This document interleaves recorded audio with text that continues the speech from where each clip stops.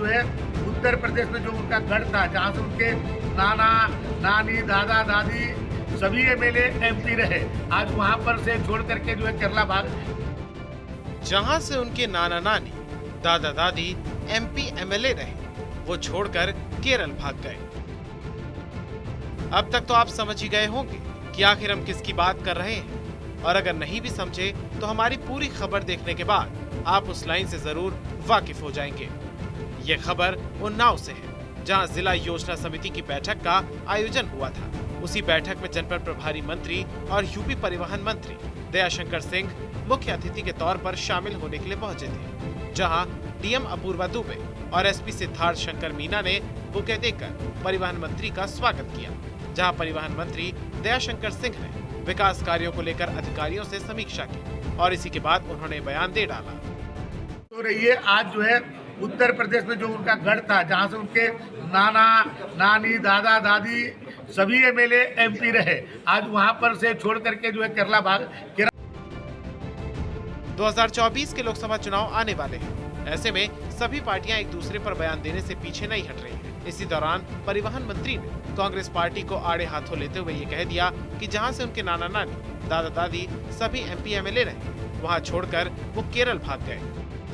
तो रहिए आज जो है उत्तर प्रदेश में जो उनका गढ़ था, जहाँ से उनके नाना नानी दादा दादी सभी एमएलए एमपी रहे, आज वहाँ पर से छोड़ करके जो है केरल भाग जा रहे हैं। तो आज इस तरह के बयान इन लोगों के केवल इसलिए है कि इन लोगों पर जो है आज न्यायालय ने जो है निर्णय किया है, तो ये न्यायालय के निर्णय से बौखलाए हुए। कांग्रेस के प्रियंका गांधी के पीएम को कायर बताने वाले बयान परिवहन मंत्री ने भी बताया कि पीएम को किसी के सर्टिफिकेट की जरूरत नहीं है, दुनिया उनको अपना नेता मान रही है।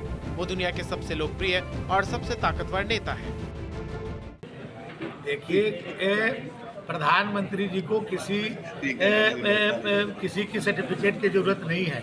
आज प्रधानमंत्री जी G20 का नेतृत्व कर रहे हैं, दुनिया उनको अपना नेता मान रही है, दुनिया के सबसे लोकप्रिय नेता है, सबसे ताकतवर नेता है।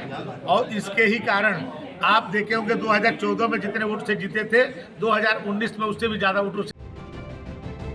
जब अतीक अहमद की सजा को लेकर परिवहन मंत्री से सवाल पूछा गया तो उन्होंने कहा, प्रभावी ढंग से पैरवी करके ऐसे अपराधियों को सजा दिलाना ही सरकार का काम है, और जब से योगी सरकार आई है तब से हर गलत लोगों को सजा हो रही है। ये सरकार का काम यही है कि प्रभावी ढंग से पैरवी करके ऐसे अपराधियों को सजा दिलाना। तो जब से योगी जी की सरकार आई है, केवल अतीक अहमद ही नहीं, जितने इस तरह के माफिया हैं, जितने इस तरह से गलत लोग हैं, उनको सबको सजा हो रही है। जो कानून का काम है कि उनको सजा दिलाना, और हमारे अधिकारियों का काम है उसकी पैरवी करना। तो एक ढंग से ईमानदारी के साथ पैरवी हो रही है, इसलिए इनकी सजा हो रही है। मामले में क्या किया है? सरकार ने सही तथ्यों को न्यायालय तक पहुंचाने का काम किया। वहीं राहुल गांधी के साथ विपक्ष के एकजुट होने के सवाल पर परिवहन मंत्री ने कहा कि राहुल गांधी की जो सदस्यता रद्द हुई है वो राहुल गांधी की ही देन है। उन्होंने ही संसद के अंदर इस प्रस्ताव को फाड़ा था। देखिए, राहुल गांधी जी की जो सदस्यता रद्द हुई है, तो राहुल गांधी जी ही इसके जो है देन भी हैं। उन्होंने ही संसद के अंदर तो इस प्रस्ताव को फाड़ा था। पहले भी कभी जनप्रतिनिधियों को सजा होती थी तो उनका सदस्यता समाप्त हो जाती थी, लेकिन उनको एक अवसर मिलता था कि वो उच्च न्यायालय में जाकर के अपनी बात रखते थे, और न्यायालय यदि उनके केस को कंसीडर करता था तो उनकी सदस्यता रद्द नहीं होती थी।